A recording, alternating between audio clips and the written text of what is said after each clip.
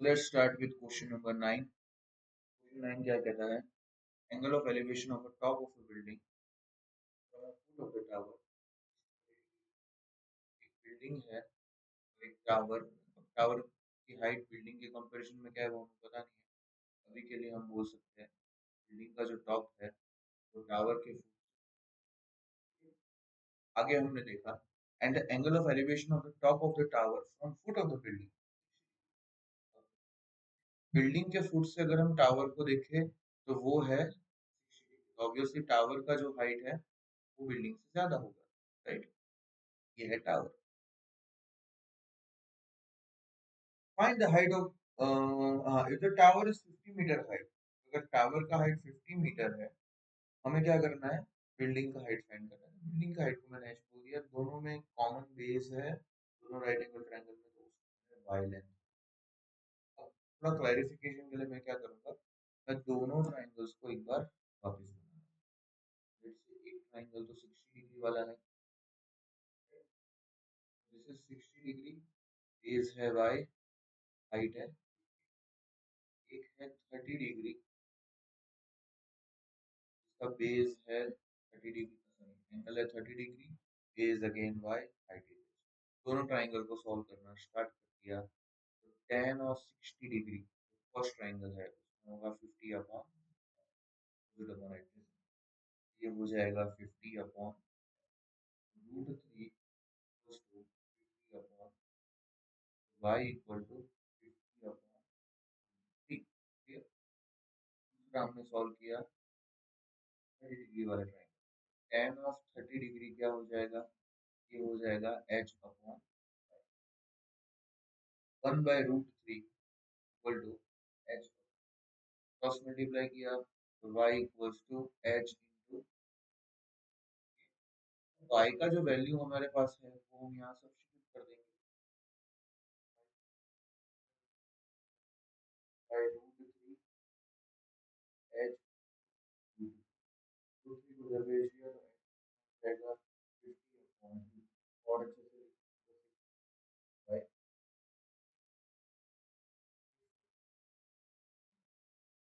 ऐसे करके हम सॉल्व कर सकते हैं क्वेश्चन नंबर 9.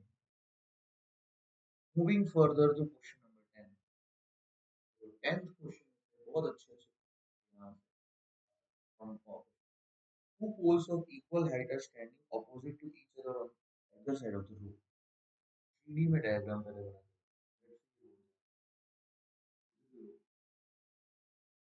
एक पोल यहाँ पे है, दोनों ऐसे ऑपोजिट. हम यहाँ पे खड़े खड़े दोनों को देख रहे हैं. अब कैसे दिखेंगे? तो ऑब्वियसली ये कुछ ऐसे टाइप का दिखेगा, करेक्ट. ये दो पोल हो गए हमारे और ये हो गया रोड. रोड कितने विड्थ का है? 80 मीटर वाइड. फिर हमने देखा from a point between them on a road, तो एक पॉइंट है वहां से दोनों पोल का एलिवेशन है, तो एक का 60 डिग्री है, दूसरे का कितना है? दूसरे का, देखो दोनों पोल का जो हाइट है वो सेम है, वो h है. Find the height of the poles and distances of the point from the pole. अब ये डिस्टेंस, ये जो पॉइंट है, मान लो ये हमने जो रोड पे पॉइंट माना है, अगर मैं ऐसा बोलूं कि ये पॉइंट का जो नियरेस्ट टावर है वो तो 60 डिग्री वाला टावर होगा, उधर से अगर x है तो बाकी का डिस्टेंस को मैं 80 माइनस x कह सकता हूँ क्या? ये देखिए, यहाँ से हमारे पास में दो ट्राइंगल फॉर्म हो जाते हैं. एक ट्राइंगल तो 60 डिग्री वाला ट्राइंगल है और दूसरा ट्राइंगल जो है वो है हमारा 30 डिग्री वाला ट्राइंगल. ये है 60 डिग्री वाला ट्राइंगल जिसमें बेस है x और हाइट है h. एक है 30 डिग्री वाला ट्राइंगल, बेस है 80 माइनस x और हाइट है. दोनों को साइमल्टेनियसली सॉल्व करेंगे. ये वाले को मैं यहाँ सॉल्व करता हूँ. कहने से tan of 60 degrees equals to h upon √3 h. कहने से x इंटू √3 h. ये हमारा फर्स्ट इक्वेशन बोलो या रिलेशन बोलो बिटवीन h एंड x मिल गया. सेकेंड को सॉल्व करते हैं तो tan ऑफ 30 डिग्री हो जाएगा h upon 80 minus 1 by root 3 is h upon 80 minus cross multiply किया, ऊपर आ जाओ यहाँ पे 80 माइनस x हो जाएगा h। ये हमारा दूसरा रिलेशन है बिटवीन h एंड। अब दोनों में क्या करेंगे, ऑब्वियसली h का जो वैल्यू है x रूट 3 मैं सब्स्टिट्यूट करूंगा 80 माइनस x h की जगह पे मैं रखूंगा x रूट 3 इंटू ये हो जाएगा, तो सॉल्व किया 80 minus x equal to x, ये हो गया 80 minus x equal to 3x, 80 equal to 4x, x 20 metre. यहाँ से हमें x कितना मिल गया 20 मीटर। x मिल गया तो मैं कह सकता हूँ h कितना होगा, x रूट 3 है h, राइट, तो ये हो जाएगा 20 रूट 3। तो इसको जब हम आंसर लिखेंगे तो हम ये बताएंगे कि भाई दोनों पोल का जो हाइट है वो तो है 20 रूट 3 मीटर, और जो पॉइंट है रोड पे वो एक पोल से, नियरेस्ट पोल से अगर वो 20 है तो दूर वाला जो पोल है उससे कितना होगा, तो ऑब्वियसली 80 माइनस 20 60, टोटल सम कितना हो जाएगा 80 हो जाएगा। ऐसे करके हम इसके आंसर्स दे सकते हैं। आगे बढ़ते हैं क्वेश्चन नंबर 11 पे। TV tower stands vertically on a bank of canal from a point on the other bank directly opposite to the tower. देखो एक टावर है, अच्छा इसका डायग्राम भी दिया हुआ है, ठीक है। टावर है तो कैनाल, तो ये है कैनाल, ठीक है, this is a canal going, फिर एक टावर है, दूसरे बैंक से हमने उसका एंगल ऑफ एलिवेशन देखा तो हमें 60 डिग्री मिला। फिर हमने क्या किया, from the another point 20 meter away from the point on the line joining the point to the foot of the tower, मतलब ऐसे और आगे गए, तो अब जो angle of elevation top of the tower है वो कितना हो गया, वो हो गया, find height of the tower and width, length कितना है, तो ये लेंथ है। अब मैं क्या कहूंगा यहाँ पे, मैं विड्थ ऑफ द कैनल को W मान लूंगा and height of the tower, तो हमारे पास में दो ट्रायंगल्स आ जाते हैं अगेन। एक ट्रायंगल है 20 डिग्री वाला जिसका जो बेस है वो है 20 प्लस W, हाइट है। दूसरा ट्रायंगल है 60 डिग्री वाला, हाइट है h, बेस है w, और ये एंगल है। दोनों इक्वेशंस को हम सॉल्व करते हैं। पहला जो 30 डिग्री वाला ट्रायंगल है उसमें tan 30 लेंगे, tan 30 क्या हो जाएगा h अपॉन 20 प्लस w। दूसरा है tan ऑफ 60 डिग्रीज, ये क्या हो जाएगा h अपॉन w। ऑब्वियसली ये वाला इक्वेशन से इजी रिलेशन मिलेगा, root 3 equals to h upon w, h equals to w, ये हमारा फर्स्ट रिलेशन है। सेकेंड रिलेशन, तो 1 by root 3 h 20 plus w, यहाँ से क्रॉस मल्टीप्लाई करेंगे तो 20 आ जाएगा h into root three, h की जगह पे हम w रूट 3 रख सकते हैं यहाँ पे, second relation, right. Second relation में हम क्या कर रहे हैं, h का वैल्यू रख रहे हैं 20 प्लस w, h की जगह पे मैंने अब रख दिया सिर्फ h, I am keeping w root, ये हो जाएगा 20 plus w equals to 3w, 20 equals to 2w, w equals to 10। Width of the canal मिल गया हमें 10 मीटर। हाइट कितना हो जाएगा, w रूट 3 है, right, directly we can say 10 root 3। Height of the tower is 10 root 3 metre and width of the canal is 10 metre. ऐसे करके हम ये क्वेश्चन सॉल्व कर सकते हैं। मूविंग फर्दर, 12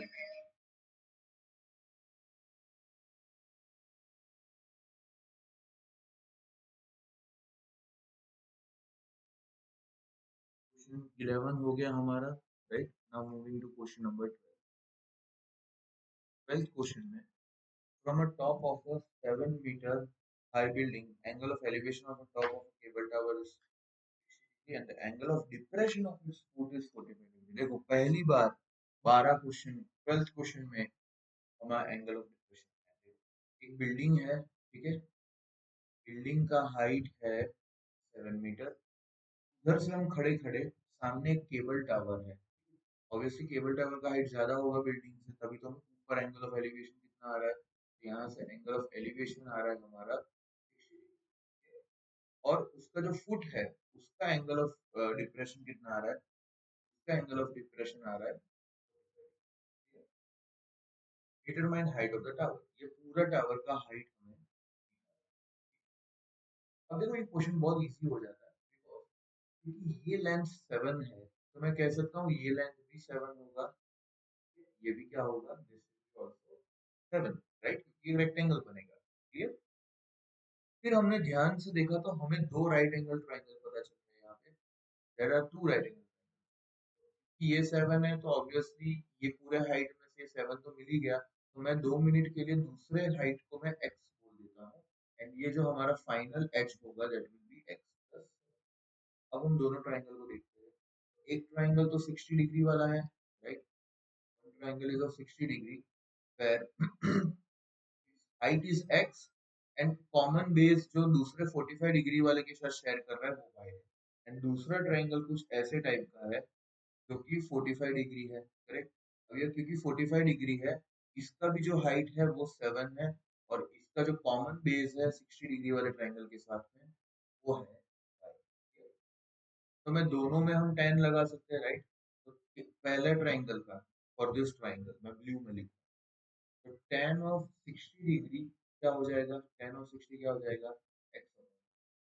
ऐसे √3 equals to x on y, यहाँ से मुझे मिला x equal to y times, तो हमें x मिल गया, x और y का रिलेशन मिला। अब दूसरे ट्रायंगल के लिए तो tan ऑफ 45 डिग्री हो जाएगा, देखो ये 45 डिग्री का ऑपोजिट 7 है और एडजेसेंट y है, ये हो जाएगा 7 upon y, 1 equal to 7 upon y। y कितना मिल गया हमें, 7 मीटर। तो y लेंथ मिल गया 7 मीटर।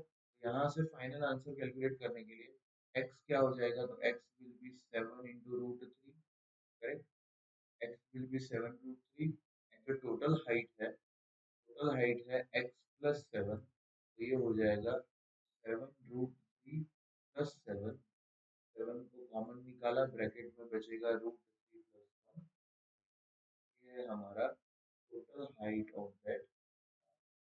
आई होप तुमको समझ में आया हम लोग कर क्या रहे हैं यहाँ।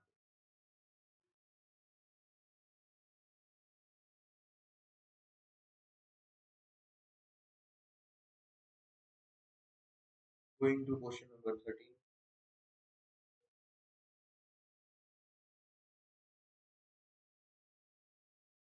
क्वेश्चन देखते हैं।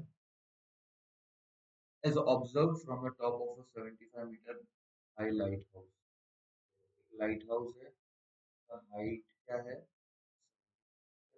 वहाँ पे ऊपर से हम देख रहे हैं angles of depression of two ship. एक शिप का एंगल ऑफ डिप्रेशन 35 है और दूसरे शिप का एंगल ऑफ डिप्रेशन ऑब्वियसली ये 30 डिग्री होगा और ये 45 डिग्री होगा, करेक्ट। पर देखने जाए तो basically if this is 45 then this is also going to be 45, ये 30 है तो ये एंगल भी कितना हो जाएगा, 30। जैसे हमने ये बना लिया, ये हमारे कोई काम का नहीं है। क्वेश्चन वही एंगल ऑफ एलिवेशन जैसा हो गया। If one ship is exactly behind the other one on the same side of the lighthouse, find the distance between the two ships. ये दोनों शिप के बीच में डिस्टेंस क्या होगा, ये हमें फाइंड करना है। एक्स बोल दिया, बाकी पार्ट को हमने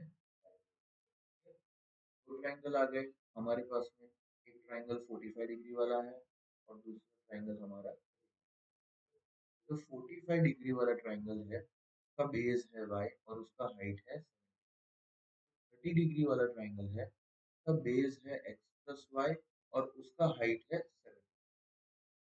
सबसे पहले मैं 1045 कहूंगा, 1045 क्या हो जाएगा, 75 upon y, 1 equals to 75 upon y. यहाँ से y का लेंथ कितना मिल गया, 75 मीटर, y मिल गया। अब दूसरा सॉल्व करते हैं, तो tan ऑफ 30 डिग्री क्या होगा, 75 upon x plus y, 1/√3 equals to 75 upon, मैं लिख सकता हूँ x प्लस 75, क्योंकि y का लेंथ मिल गया हमें 75, क्रॉस मल्टीप्लाई किया तो x प्लस 75 क्या हो जाएगा, ये हो जाएगा 75 रूट। तो यहाँ से x कितना मिल जाएगा, 75√3 माइनस 75, थोड़ा सिंप्लीफाई करके 75 इंटू √3 माइनस 1। अगर क्वेश्चन में √3 का वैल्यू दिया हो तो फिर बाद में हम लोग √3 का वैल्यू रख के इसको आगे सॉल्व करेंगे, बट बोला है तो। अगर √3 का वैल्यू नहीं दिया तो हम पूछ, so this is question number 13. Now going to question number 14.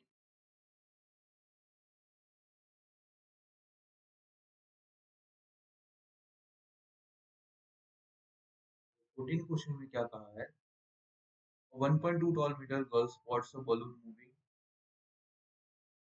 with the wind in a horizontal line at a height of 88. देखो ये वही क्वेश्चन है, क्योंकि गर्ल का जो हाइट है वो 1.2 मीटर है, राइट। देखो यहाँ पे गर्ल ऐसे है, ये बलून को देख लीजिए, ये बलून, ऑब्वियसली बलून का ओरिजिनल हाइट है 88.2 मीटर एंड गर्ल का हाइट है 1.2 मीटर। तो हम क्या करेंगे, effective height of the balloon from line of site of girl, ये हो जाएगा 88.2 माइनस 1.2, वो गर्ल का हाइट माइनस कर देंगे, दिस विल रिजल्ट टू 87। तो हमारा जो भी ट्राइंगल बनेगा उसमें हमारा हाइट कितना होगा बलून का, 87 मीटर, ठीक है। क्योंकि डायग्राम दिया है तो I am not going to explain that much, मतलब तुम लोग भी टेक्स्ट बुक में देख के समझ सकते हो क्या लिखा है। The angle of elevation of the balloon from the eyes of the girl at any instant is 60 degree. After some time, the angle of elevation reduces to 30 degree. मतलब बलून जो है वो गर्ल से दूसरे साइड जा रहा है। Find the distance traveled by the balloon during the, अब सब चलो ऐसे समझते कि पहले बलून इधर था और ये था मान लो 60 degree, let's say this is 60 degree, फिर वो बलून आगे चला गया और अब ये हो गया 30 डिग्री, ठीक है।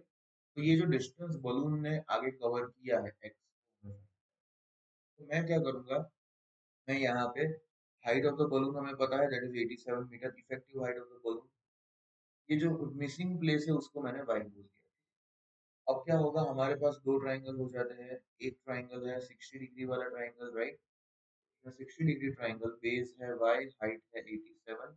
दूसरा ट्राइंगल है 30 डिग्री वाला ट्राइंगल, जिसमें हाइट है 87, ट्राइंगल का एंगल है 30 डिग्री और बेस होगा x प्लस y, ये पार्ट x और ये पार्ट y। दोनों को सॉल्व करेंगे वन बाय वन। तो पहले हम क्या करते हैं, let's solve tan 60।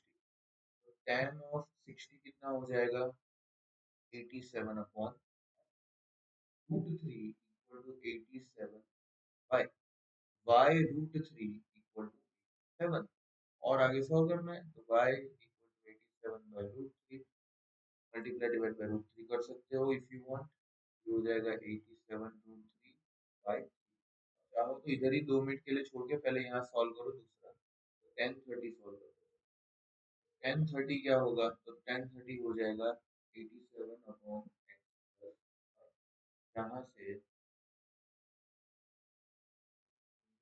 Bye √3 87 y, cross multiply किया तो x प्लस y हो जाएगा 87,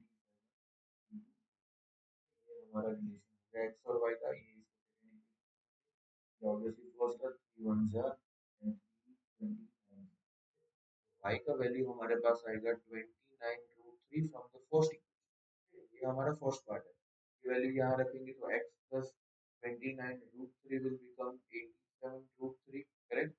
ये हो जाएगा x equals to 87 minus 29, 87 minus 29 कितना हो जाएगा, 58, हमने कवर किया जब एंगल ऑफ एलिवेशन रिड्यूस, ऐसे करके हम लोग solve. Then going to the last question, जो मेरा पर्सनल फेवरेट क्वेश्चन है, बिकॉज यहाँ पे फिजिक्स का भी एप्लीकेशन आ जाता है। क्या लिखा है, a straight highway leads to the foot of a tower. A man standing at the top of a tower observes the car at an angle of depression of 30 degrees. It is approaching the foot of the tower with a uniform speed. 6 seconds later, the angle of depression of the car is found to be 60 degrees. Find the time taken by the car to reach the foot of the tower from this point.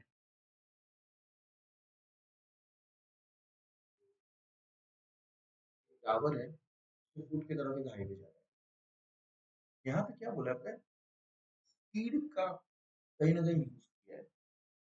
Uniform speed का formula होता है divided by time. But क्योंकि हमारा जो chapter है application of tree that deals right, यहाँ speed और time का कोई काम नहीं है। तो मैं क्या करूंगा, can I say that distance is nothing but speed to time. जैसे अगर मैं स्पीड और टाइम को मल्टीप्लाई करता हूँ तो वो क्या बना देगा, डिस्टेंस बना देगा। अब मैं यहाँ पे क्या करूंगा, लेट यूनिफॉर्म स्पीड, तो हमें फाइंड नहीं करना बट डिक्लेयर तो करना पड़ेगा। The let uniform speed of the car is let's say metre per second. क्या है uniform speed? U metre per second. ठीक है, अब क्वेश्चन बनता है, a man standing at the top of the tower observes a car at an angle of depression of 30 degree. यहाँ पे car देखा, ऑब्वियसली ऊपर का एंगल 30 होगा तो ये एंगल भी कितना हो जाएगा, 30 डिग्री। फिर क्या हो रहा है, which is approaching the foot of the tower with a uniform speed। 6 second के बाद में वो एंगल हो गया 60 डिग्री। क्लियर? कितना टाइम लगा यहाँ से यहाँ आने में? तो इट टुक 6 सेकंड। क्योंकि 6 सेकंड लगा है तो कहना है say distance equals to 6 second into speed that is u, time into time into speed. तो ये लेंथ हो जाएगा 6u। फिर आगे बोला है find the time taken by the car to reach the foot of the tower from this point. यहाँ से यहाँ तक ट्रैवल करने में उसको कितना टाइम लगेगा ये पूछा है। तो मैं बोलता हूँ कि चलो टी टाइम लगा, तो डिस्टेंस कितना होगा, टी इंटू यू हो जाएगा। राइट, ये डिस्टेंस कितना हो जाएगा, टी इंटू यू हो जाएगा। और हाइट ऑफ द टावर को मैंने h। अब देखने जाए तो हमारे पास यहाँ तीन वेरिएबल है, h है, t है और u। हमें ढूंढना ना u है, we don't have to find u, we don't have to find h, we only have to find t। Correct? ये देखो, कोई भी क्वेश्चन हम सॉल्व करते हैं, whenever we are solving a problem statement, तो बिकॉज हम टू बी टाइम एफिशिएंट हमें देखना पड़ता है, कॉन्स्टेंटली एनालाइज करना पड़ता है कि हम कर क्यों रहे हैं। Why are we solving this question? To find t. ना किसी ने हाइट ऑफ द टावर पूछा है, ना किसी ने यू पूछा है। राइट? दूसरा, यहाँ पे क्योंकि दो ट्राइंगल है तो दो ट्राइंगल से तो दो ही इक्वेशन बनेंगे, तो दो equation can solve only two unknown values, but यहाँ पे तो तीन अननोन वैल्यू है। राइट? तो होगा क्या कि जो बाकी के दो अननोन वैल्यू है उसको हमें एलिमिनेट करना होगा, मतलब उसको हमें फाइंड करना ही नहीं है। ठीक है, चलो देखते हैं। तो पहला इक्वेशन तो कुछ ऐसा है, 60 डिग्री वाला ट्राइंगल। राइट? 60 डिग्री वाले में डिस्टेंस है टी यू, हाइट है एच। तो कहना है इसे tan of 60 degree equals to h upon t into u. यहाँ से पता चला कि ओहो, यू और एच ये दोनों कैसे हैं, ये दोनों हमारे कोई काम के नहीं है, तो कहीं ना कहीं एच और यू को हम सॉल्व करेंगे आगे। दूसरा ट्राइंगल देखा, तो दूसरा ट्राइंगल है हमारा 30 डिग्री वाला ट्राइंगल। राइट? अब 30 डिग्री वाले ट्राइंगल में जो बेस है, इफ यू लुक केयरफुली, तो बेस इज यूटी या T U plus 6u। Correct? जिसको मैं 6 into t plus sorry you into t plus 6 भी लिख सकता हूँ, यू को कॉमन निकाल दिया। करेक्ट? और हाइट कितना है, h। तो दूसरे ट्राइंगल के लिए मैं कह सकता हूँ tan of 30 degrees equals to h upon u into t plus 6। H upon u जो है, एच अपॉन यू भी यहाँ पे आ गया। देखो, दोनों जगह एच अपॉन यू आ रहा है, तो मैं दोनों इक्वेशंस को साइमल्टेनियस सॉल्व करता हूँ। तो देखो, ये हो जाएगा root three equals to h upon u, उधर भेजा तो t root three equal to h. ये हो गया हमारा फर्स्ट। सेकेंड इक्वेशन देखा, तो one by root three equals to h upon u into t plus six. तो टी प्लस सिक्स को दूसरे साइड भेजूंगा, तो t plus six upon root three क्या हो जाएगा, एच अपॉन यू। दोनों में हमारा एच अपॉन यू आ रहा है, जिसको हम क्या करेंगे, फर्स्ट इक्वेशन और सेकंड इक्वेशन को इक्वेट कर देंगे, दोनों को इक्वल बना देंगे, एच अपॉन यू एलिमिनेट करके। तो दोनों में h upon u है, तो कैन आई से that t root 3 is nothing but t plus 6 divided by root 3, correct. देखो simple linear equation in one variable आ गया, रूट 3 को दूसरी साइड भेजा, तो 2t into 3 प्लस 6, तो this is basically 3t equal to 3t plus 6, correct. तो ये हो जाएगा 3t minus t equal to 6, 2t equal to 6, t कितना आ जाएगा 3 सेकेंड, आंसर आ गया 3 सेकेंड। कार को 3 सेकेंड लगेगा फुट ऑफ द टावर तक पहुंचने। Clear everyone. यहाँ पे हमें थोड़ा हमारा थियोरेटिकल नॉलेज है तो हमें पता चलेगा कि बिकॉज यहाँ पे हमारे पास में दो इक्वेशन है और तीन वेरिएबल है, तो ऑब्वियसली दो इक्वेशन से हम दो ही वेरिएबल सॉल्व कर सकते हैं इफ यू वांट। तो हम क्या करेंगे, जब तीन वेरिएबल है तो उसमें से एक वेरिएबल जो हमें फाइंड करना है उसके अलावा एच और यू इन दोनों को हम एलिमिनेट कर देंगे। एलिमिनेट करने का मतलब है दोनों को ही रिमूव कर देंगे, ठीक है। स्टिल अगर हमारे पास t का वैल्यू है, हम h और u यहाँ पे फाइंड नहीं कर पाएंगे। हर बार हमें क्या होगा, h अपॉन u का वैल्यू साथ में उसका रेशियो मिलेगा, एब्सोल्यूट वैल्यू नहीं मिलेगा, ठीक है। तो I hope you understand all the questions. अब आप लोग को क्या करना है, ये चैप्टर के जो एग्जाम्पल्स है आप वो सॉल्व करिए, उसके साथ में एग्जाम्पलर के क्वेश्चंस जो है वो सॉल्व करिए, मॉड्यूल के क्वेश्चंस है वो सॉल्व करिए, राइट। और ये चैप्टर को प्रैक्टिस कीजिए बिकॉज ये है दिखने में छोटा चैप्टर लेकिन इट रिक्वायर्स मैक्सिमम प्रैक्टिस। इसमें एज सच कोई नया कॉन्सेप्ट नहीं है लेकिन application of trigonometry, right. Exam में ये चैप्टर से नहीं नहीं तो 5 4 5 मार्क्स के क्वेश्चंस तो आते ही है, मिनिमम कह रहा हूँ।